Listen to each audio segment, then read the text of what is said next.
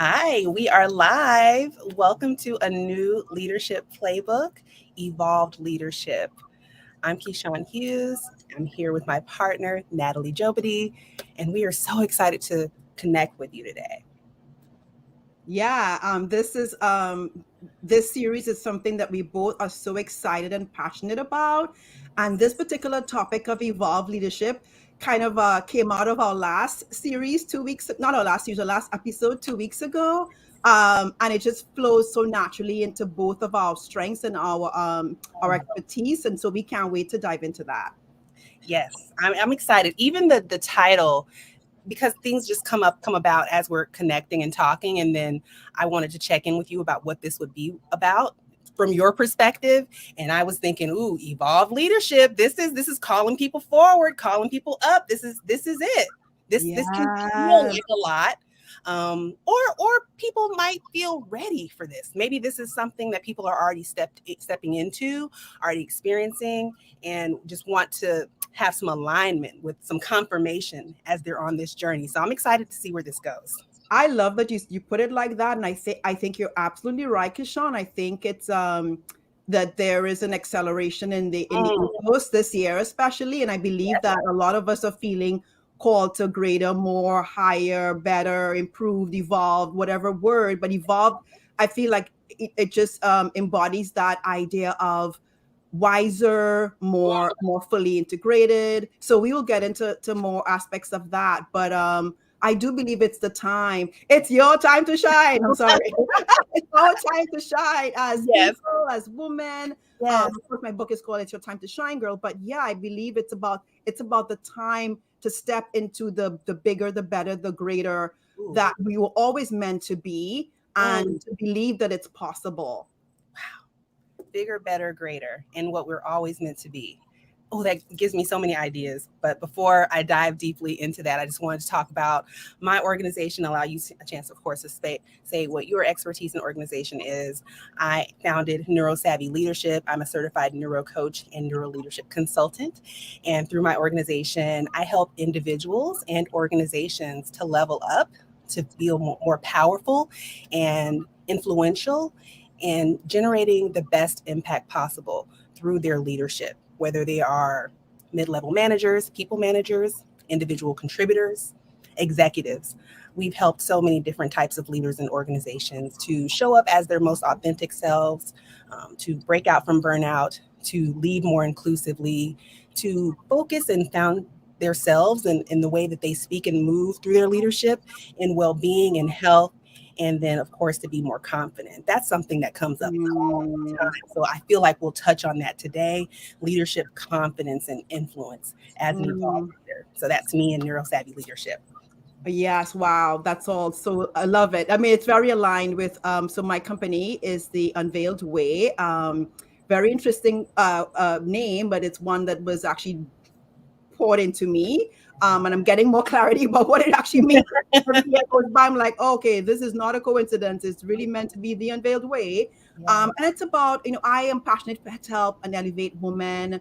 I work with a few good men, of course, too, but just this passion that I had from when I had a business as an image consultant to Mm. empower women to bring their best selves. Now it's about bringing the inner brilliance outer, and that is all about the impact they're meant to have and designed and uniquely designed to make, and to be able to lead with the confidence that helps them lead unapologetically. I love that word, Me too. unapologetically in their arena, in their domain, and wherever they're meant, where their petri dish, as I sometimes like to say. And I work with executives, seasoned executives, and entrepreneurs. A lot of times some executive women are in that transitional place where they're thinking of doing their own thing, and they're ready to build and create their own thing, and they need that guide, that coach, that champion, and that's the role I love to play. It's a role that naturally comes to me. And I also am a certified coach, but I like to say I'm an out of the box certified coach Mhm. because I use so many gifts in my containers. And yeah, so I just bring my full self. I allow my clients to bring their full selves, Mhm. and we just take it to levels that we cannot even imagine when we start. And that's what makes me so fulfilled in what I do. Oh my gosh, that made me just have oh, I'm raising my hand like I'm like, that just hit me because as in preparing for this conversation today, that is what got me excited. Thinking Mm, about the evolution that I have been honored to witness in my clients, yeah. my one-on-one coaching clients. It is the best feeling for me. For me, Yes. I'm so glad that I have pivoted into this profession, into this realm that I didn't even know existed 5, 10 years ago, and have that's what it is, witnessing someone's progression, their aha moments, their growth, their transformation, their navigation through very difficult challenges. Yes. um Because there's life, there's leadership, but there's life in all of it, and it's navigating the life as you lead, as you mm, be the best version of yourself. And yes, it's about transformation, Kishan. It's why I changed this year to calling myself transformational, because I realized the heart of what I'm doing is it's about that shift that is needed to bring the best version of that person, that woman, out so that she can lead with the greatest impact that she is meant to. Because without that leveled up being, that evolved leader being, the impact is not as impactful as it can be, right? It's not as or could be negative. transformational. Yes. Or it can be negative, it can be Mm, distorted, it can be all kinds of things. So mm, my hope, my goal, my wish, and my legacy in all of it, and I feel like this is the legacy of seeing the transformational and the results. And it's not metric results, it's personal, the personal growth, the personal development, the professional development that comes out of doing the work to work on yourself, to mm. be unveiled so that you can bring the best, highest, finest version of yourself to your domain. Ooh, okay. So you mentioned shift, and I thought about fear.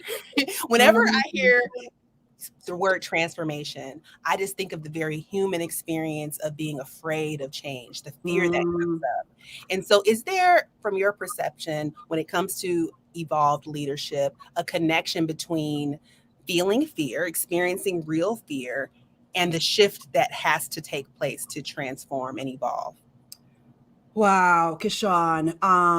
I think that's a really great point. Fear is absolutely part of the equation. Mm, And sometimes the fear can be the obstacle that prevents the person from stepping into their greatness, into that evolved state. Other times, the fear can be the propellant. It can be I am so uncomfortable, but I just know that I am meant for more. I want to do this thing, even though I'm scared, terrified, I'm not know what's going to happen. I'm going to let all that go and trust. So some of the things we're talking about, the trusting, the letting go, mm, the knowing that, or the vision of there is so much more that is possible. And a lot of times our mindsets can stop us from seeing the full gamut of what is possible within our hands, within our abilities. So back to that fear, Kishan, the fear can be the obstacle, the propellant, I believe, and the fear can derail. A lot of times it's the fear that makes a potential prospect not move forward, even though they know they need it and they want it, but they're scared. They're scared because it's unfamiliar, it's uncomfortable, it can be terrifying even. But yeah. it's like, but at some point, I know in my own journey, I had to go past, navigate through the fear Mhm. of I don't know what's on the other side, and not even knowing what would happen, but trusting that I didn't have any other option because going back or staying the same was no longer the option. Oh gosh. Okay. I'm thinking about the neuroscience of fear, and what I help people understand through trainings and coaching is the commonality in the human experience of the fight, Mm, flight, freeze response. And so fear is in the mind, it's in our thinking, it is the obstacle. It can also be the propellant when we connect with the body. So there's a mind body connection. So as we're feeling fear, as we're experiencing it, the physiological experience of fear when we are in fight, the aggression, the defensiveness that yeah, comes the up. armoring up. I love that. I love that term, particularly as it relates to people of color, as a Black woman, wearing that armor, going into every environment and being unconscious of it when it's on me, when it's definitely showing up, or worrying, overthinking, analysis paralysis, procrastination. These Yeah. are the ways that fight, flight, freeze show up, or even a fawn response, which comes up when people just are going to obedience. Just tell me what to do. You as a coach, can you just tell me what to do? Can you just tell me Yeah. how to evolve? Just give me the play by play, or whatever that person you deemed as the The godlike guru. figure. Yeah. Yes, who to tell you, like, just tell me what to do and I'll obey, as opposed to being in your power, standing in your power, and trusting that the answers are within you and Exactly. to move forward in the way that you should go. Yes, absolutely.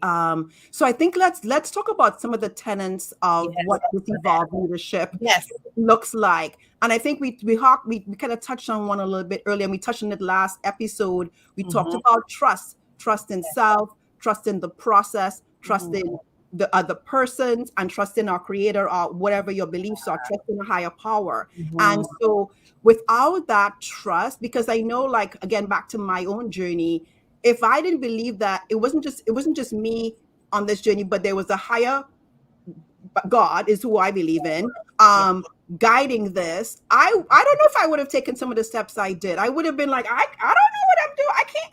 But knowing that so much of what I do in my life right now is spirit led, spirit driven, guided, so, and that requires a yielding, and it's about that, it's about knowing that, but also trusting in my own agency and authority. Like you said before, sometimes people can get into this obedience, let's follow the rules, let's follow the blueprint, Mhm. not even realizing that all of that is within, like, your customized blueprint is in you. And why would you want to follow a template that was Mm. probably not made or designed to make you thrive? So when we come to that place in our lives, our understanding, our self-awareness, which is another tenet of Yes. evolved leadership, is our level of self-awareness. When we come to that place of self-awareness where we know we have the authority and the agency to make and trust our choices, Mhm.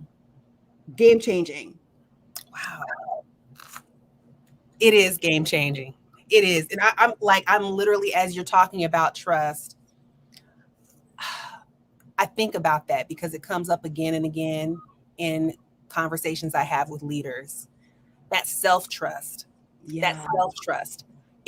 From your experience as a coach, I'm just curious, where do people stumble when it comes to trust the most? Especially spiritual people, spirit led people, as you described. So we can put our trust in a higher power.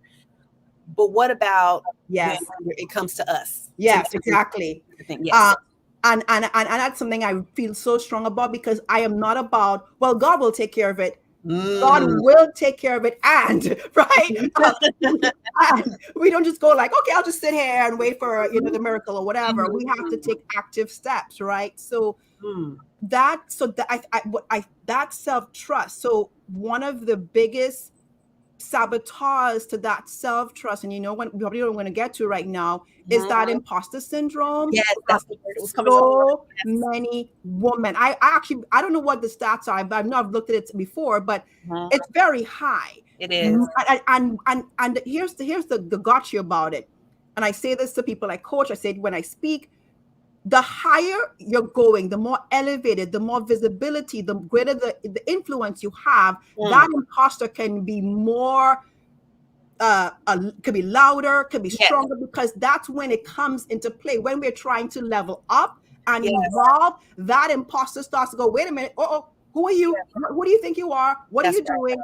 Yes. That voice, that critic that has been formed from us from way back when, knowing and recognizing that voice versus our own inner wisdom is Mm. part of the evolving into the leader you're meant to be. Because without that recognition and that self-awareness of, my imposter is talking right now, and Mhm. that what it's saying is not true, Yes. you will be derailed by the narratives the imposter is telling you about your abilities and your competencies and your capacities.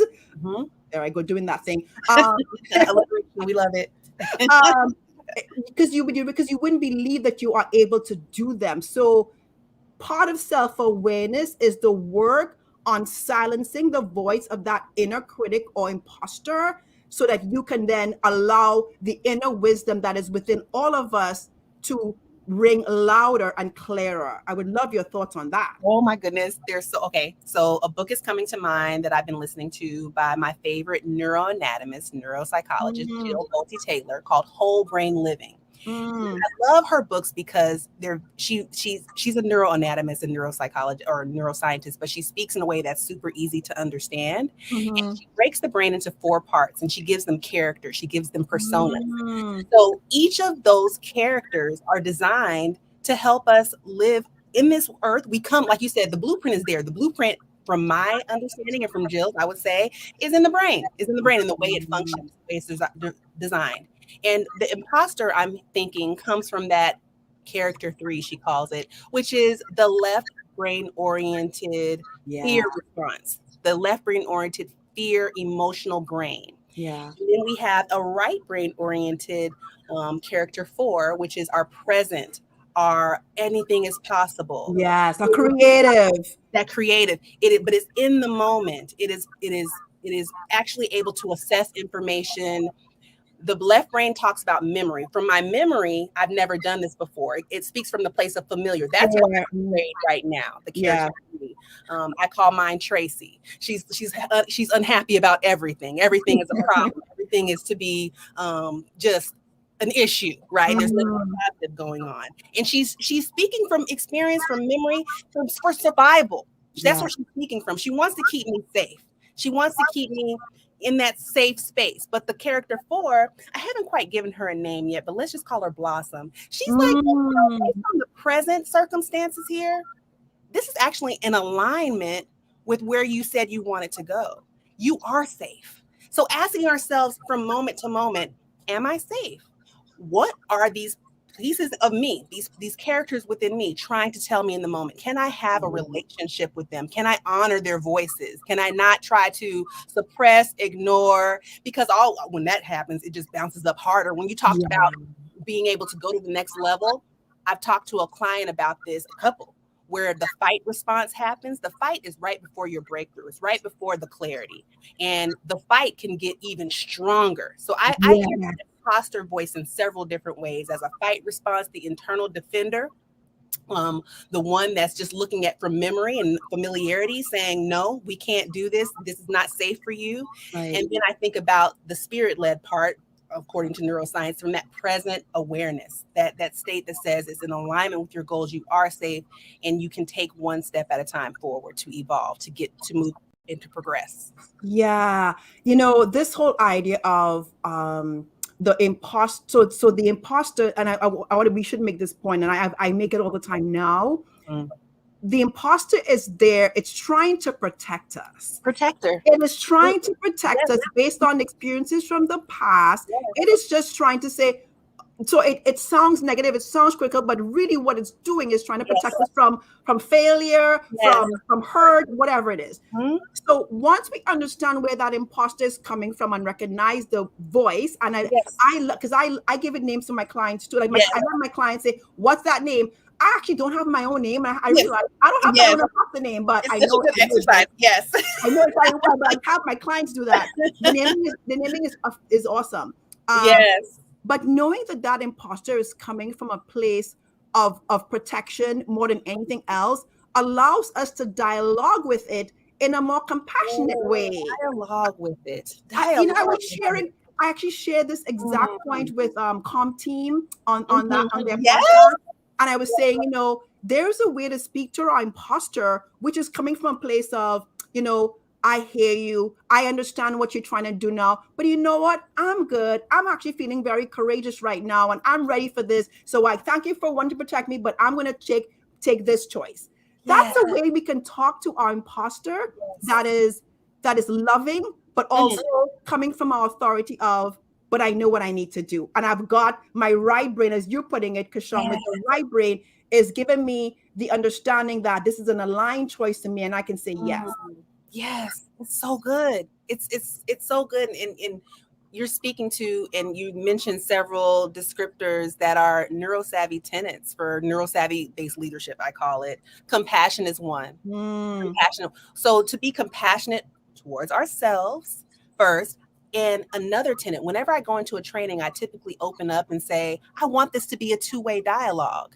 I want to learn from you. So when we do that with ourselves, we yes, both have an approach where leadership comes from the inside out. yes, I only want to be led by leaders who have a relationship with self in that way, all their parts of self, the self awareness, like you said, that comes into play when it comes to being an evolved leader. yeah, You are aware of all parts of you. You're right. aware The of good, the bad, and the ugly. yes, yes, it's all you, it's all there, according to neuroscience, for your survival and efficiency. Yeah, But when we want to get to an evolved state, we want to be compassionate. We want to really hone in on what our areas of competence are and stand in that, you say, agency and authority of our competence that we have yeah, earned, those skills that have carried us through, that yeah, help us to be an authority in the rooms that we find ourselves in. So if we can balance that with compassion, with courage, as you said, because that's there. And I look at courage as the fight's not gone, the fear is still there. I'm just aware of it and moving with it, as opposed to, once again, ignoring, suppressing, not acknowledging it, not being with it. yeah.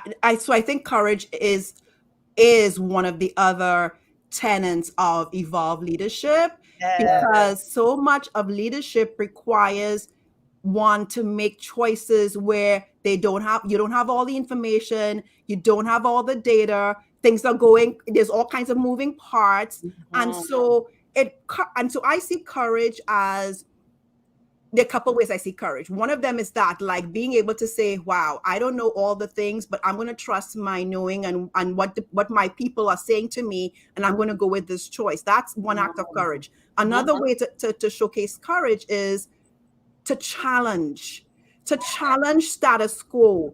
And Mhm. that is something that I don't know, I didn't even know this was a part of who I am, but I call myself a quiet disruptor. Yes. And it's coming out more and more with these past couple of years.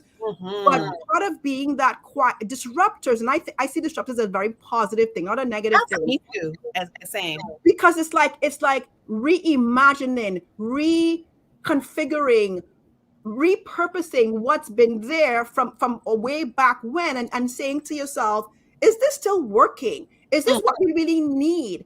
What's another way to do this? What's a better way to do this? I have maximized in my top number two strengths. I'm Yes. always thinking about, without even realizing it, how can I make this better? Yeah. Not from my That's ego, evolution. not That's evolving. not from my ego place either, right? From a Yes. place of, like, excellence, from a place of, let's make everybody succeed, let's make everybody thrive well, let's make, back to that whole, oh god, we can't even have time to get into the whole idea of regenerative leadership, which I thought we would get to today, because that's, I think, it's all about evolved leadership. Yes. But that idea of, we can challenge, and the way things have done, and still, and because there's so much ands around here, Yes. and have a mindset of inclusivity, see the whole thing as an ecosystem, like the regenerative Mhm. farming does. Right. It's an ecosystem you create as with an organization, a company, a business, a firm. We are creating ecosystems, and we Yes. want those ecosystems to be self-generating, to be regenerative, to Mhm. be thriving, to foster the best of every aspect that is within that ecosystem. And Mhm. I just get lit up by this idea, Kishan, that's new to me, is, this idea of regenerative leadership, Yes. and tying it back to what the regenerative farming is like. Mhm. And just to know that when you do farming that way, the flourishing that happens with the plants and the vegetables and the fruit and the flowers, and that same principle can be applied in our businesses, in our companies, in our organizations. DEI, it takes DEI and all that to a whole other level. It an evolved level. That is what it is. When I think of evolution, is to reimagine and use reimagine, as you said, reframe, rethink, to improve for all. What's the win-win? Because and it is in alignment with an abundance versus a scarce. universe, a scarce set of resources where there's one pie and we all get a piece, and once that pie is gone, there's no more. That Right. is the realm of devolved leadership, I would Right. say. Right. The As crabs in the barrel mentality. Yes, right. And so that's something, and that's the survival orientation. And so I just tie it back to we already have this within us. The way our brain is designed, there are different parts of the brain. There is the lower brain, the midbrain, and the prefrontal cortex, our highest executive functioning brain. And so often we don't spend a lot of time there. We just don't. Mm, That is the place where we can act and speak and connect from an evolved leadership stance. That's where most of our empathy receptors are. That's mm, where we have our visioning and our motivation comes a lot from that space of our mm, brain. And I think we're mostly taught how to act from our emotions, or just our behavior, our trained behaviors, and from habits, from things that we've learned and seen other people do. To evolve, sometimes you have to step out as an individual, as the only, as a trailblazer, and yes. pave the way for others. And then you have to find other trailblazers along the journey with you to do that within community so that you can bolster that courage that is so needed to get to the next level for yourself. I just love everything you just said. And for some reason, I'm seeing a delay on my side and I'm not sure where it's coming. You seeing that too? No, no, you seem fine. I keep freezing with myself. I'm like, okay. I love everything you just said. That trailblazers is it's one of my words, right? Like, Love it. love this idea of blazing trails, but we don't have to blaze the trails alone. Like, Right. and the idea that sometimes we have to step outside of what's known, what's already been done, what's comfortable, to blaze that whole new trail that's uncertain, that's not paved yet, that's rugged, that's rocky and obstacles in the path, but we're the ones that are slowly, bit by bit, step by step, with others, With not alone, yes, with others, blazing a whole new trail that is likely, probably better. Because absolutely. that's the whole point of a new way. It's usually better than what's existed before. Yes. I really want to ground this Wow. conversation in that part of evolved leadership. We want better than what exists now and what is to come, or what we've had before. We Yeah. want a better experience. We want a holistic experience. We want it to be regenerative. We want it to be compassionate, connected. Yes. When you say alone, that word came up a couple of times, and I recently heard a speaker describe alone as all one. We're all one. So once Mm, again, tied to that collectiveness of an evolved leadership perspective, where there's a win for me, there's a win for you. It's better for all. As we work towards that goal, as we experience and savor that goal, once we've reached, yeah. right? Evolved leaders savor their accomplishments. They savor their wins. They savor Yeah. the enjoyment of all who are experiencing what was worked so hard towards. Yeah. Oh, and you, so if you don't know, Kishan and I did a whole 4-part series on savoring, Ooh, so which is good. why she brought that in, and I we use the reflect on word it often. recently. But it's the savor word we love, and we talked about how part of being growing and self-awareness and being an evolved leader is knowing that you can savor and take time to pause and honor and sometimes reclaim all the things that you have laid out and built and created, and the fruit of your labor, to take the time to celebrate them, because that's what keeps us going. When things get rough, we remember the journey, remember the wins, remember the achievement, and not from the achievement part, but from the look at the seeds I've sown, look where they have gone. And when we can remember that in the hard times, that gives us fuel to keep going and pushing through. And so we all need that. I know, gosh, but the time is almost here, but I guess if we had to close this idea of evolved leadership, so we've talked about trust, we've talked about courage, we've talked about self-awareness, we've talked about, you didn't say, empathy and compassion, we've Yeah. talked about inclusivity.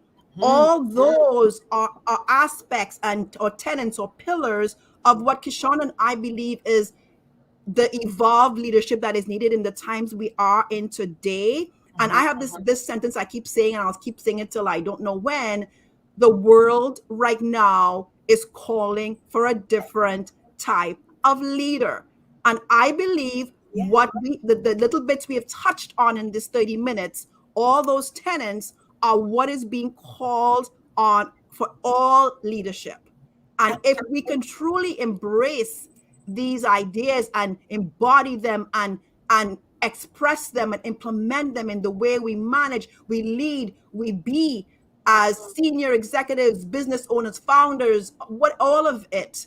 Wow. Yeah. What would we be what I like our minds will be blown. Yes. It's the possibilities are there. People are already in it. There are evolved leaders already in this work who are see the fruits. We experience the enjoyment and fruits of their labor, Yes. of their courageousness, of their willingness to step forward and evolve and to continue to evolve, to not stagnate. Right. There's no plateauing. No, There's no no. plateauing. We can be, so we believe in pausing. Yes. And we pause, we integrate, we reflect, we have self-reflection. All that is all part of it. But there's no plateauing in terms of, well, I'm here and it's good and I'll just keep staying here. A lot of people get to that point where maybe whether it's exhaustion, whether it's tiredness, whether it's whatever, but we have to be fueling ourselves and practicing good self-care and all of it to be able to keep on building in a healthy way and not and growing and evolving, because this is a journey. It's a marathon, not a sprint. None of us get there wherever there is, but we keep evolving closer to the there. Yes, and there are milestones along the way that I'm so glad that you mentioned the need to pause and to celebrate. We have to do that. And I'm curious, Natalie, if you were to have like 1 to 2 practical steps of where to start, if someone wants to step into a more evolved leadership journey practically, what's something that a person could do today to feel like, okay, I get the concept and I want to keep this going. I want to keep this going. Wow. Gosh, practical. I mean, so what I think is practical, you might think is not, but it is practical. And I think what we were talking about, we didn't even mention confidence, which is a big part of this, but the flip side of the imposter syndrome is confidence, right? So when we have full confidence, the imposter doesn't get airtime. And so practically, it's about the self-awareness. I feel like working on with a coach, a therapist, a guide, a mentor who can help you hear the imposter or the derailer or the saboteur to your success, so that you can now recognize that voice and learn how to tune into something I so wholeheartedly believe in each of us has, is inner wisdom that helps us make more aligned choices, aligned to our values, aligned to our aspirations, aligned to who we are.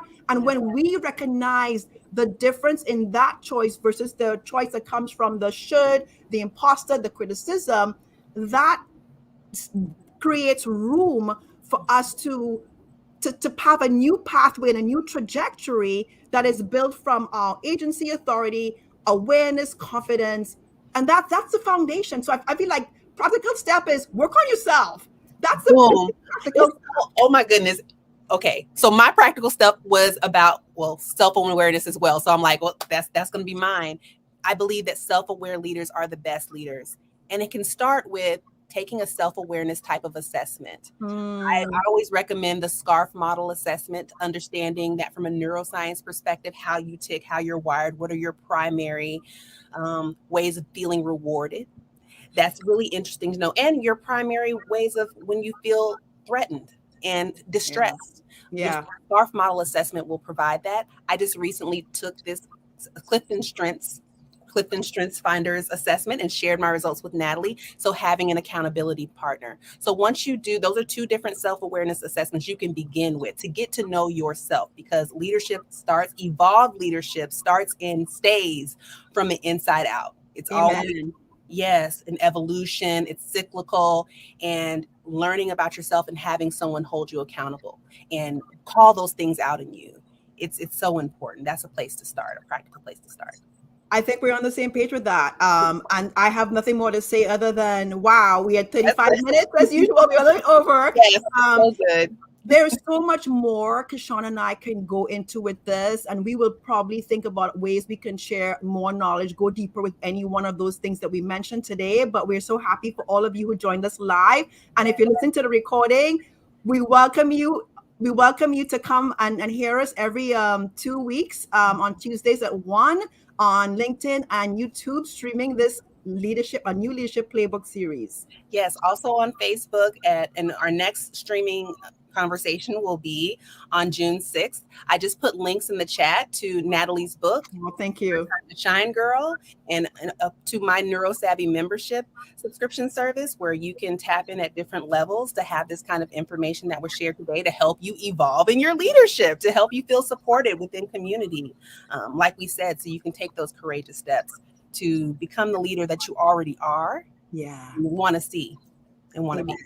Amen. Thank you, everyone. Thank you. Thank you so much. Until next time. Bye-bye.